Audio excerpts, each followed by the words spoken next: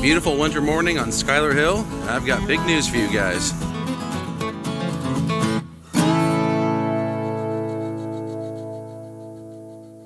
Welcome to the Skylar Hill shop. We put this building up this spring. It's 30 by 36. I don't have any power out here yet. 14-foot sidewalls.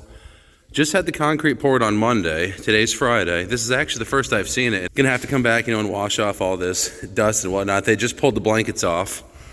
The long-term goal for this shop is just to be for YouTube content.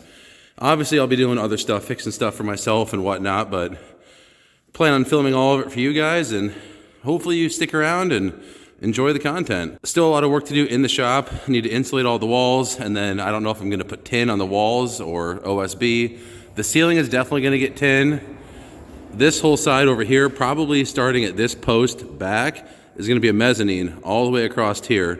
So we'll have a second level up there for storage. This beautiful door is 16 foot wide and 12 foot tall. Over here, I have stubbed in for a bathroom. I really hope to do the bathroom. We'll have to see with the county and all that jazz with sewer and whatnot.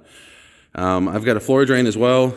You can kind of see it here under the tape. Very excited about this. I know it's kind of dark in here. There's no power, no lights, no nothing yet, guys. So please stick along as we start to build this channel. The next series of videos, I'm sure, is going to be finishing the shop here, insulating the walls, the power, all of that fun stuff. And then I'm going to get back to fixing on things. Trucks, maybe some tractors, I don't know.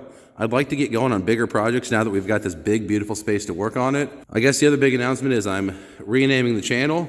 It's no longer going to be Axe. From here on out, it will be the Skylar Hill Shop, which I think will better reflect what the channel is actually about. Once again, I just want to say thank you to you guys for sticking around and supporting me over the years and helping me get to this point, and I'll see you in the next one.